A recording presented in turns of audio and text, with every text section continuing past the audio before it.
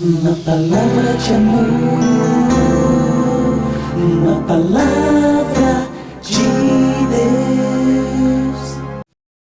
Muito bom dia, meus queridos amigos, prezados irmãos e irmãs. É uma grande alegria podermos estar aqui nesta quarta-feira para darmos sequência aos nossos devocionais diários. Que dia maravilhoso esse que Deus nos dá, que possamos adorá-lo, celebrá-lo, porque Ele é o merecedor de todo louvor, de toda adoração.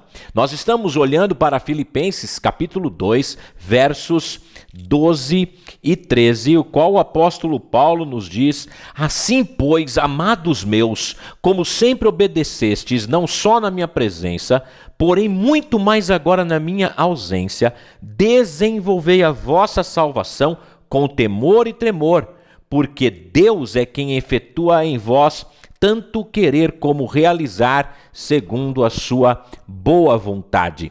No verso 12 em especial, que nós temos mostrado tanto no 12 quanto no 13, o equilíbrio daquilo que é o que o homem trabalha, por assim dizer, na sua santificação, como é que ele deve agir neste processo de santificação, mas vemos que quem de fato efetua o querer e o realizar é o próprio Deus. Então, é de se notar e de se avaliar esses dois versos, mas pensando no verso 12, pensando, como eu disse, naquilo que é o trabalhar humano ou a responsabilidade humana nesse processo de santificação,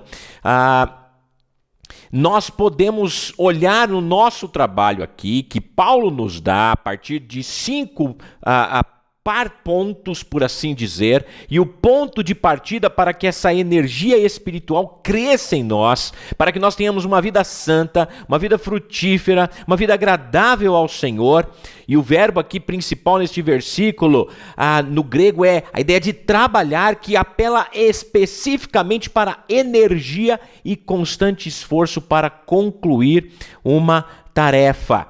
E as palavras de Paulo, então, sugerem 5 verdades que os crentes devem entender para sustentar essa energia. É o seu exemplo, o exemplo de quem? De Cristo.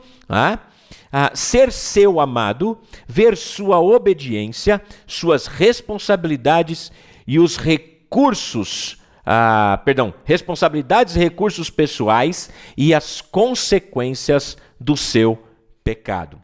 O verso 12 começa dizendo: assim, pois. O primeiro elemento, então, que o crente deve olhar é o exemplo de Cristo, que opera em nós a santificação, mas nós devemos observar o seu exemplo e entender o seu exemplo. A partícula grega, assim, pois, ela foi usada, então, para mostrar a conclusão a partir da declaração anterior. Então, ele se refere, ele volta no exemplo de Cristo, modelo de humildade, modelo de submissão, modelo de obediência, modelo para a nossa vida, que foi descritas nos versos de 5 a 8, depois fala de como ele foi elevado diante de Deus, mas na encarnação de Jesus, ele não se apegou a ser igual a Deus, o Pai, mas ele se esvaziou dos seus direitos e prerrogativas divinas, tomando a forma de um humilde servo. Ele foi obediente ao Pai Celestial até o ponto de morrer na cruz como um sacrifício pelo pecado. Também é verdade que o autoesvaziamento do Filho de Deus o colocou no papel de um servo para a vontade do Pai, no poder do Espírito Santo. Uma das maiores realidades da encarnação foi o fato de que o que Jesus fez no poder do Espírito.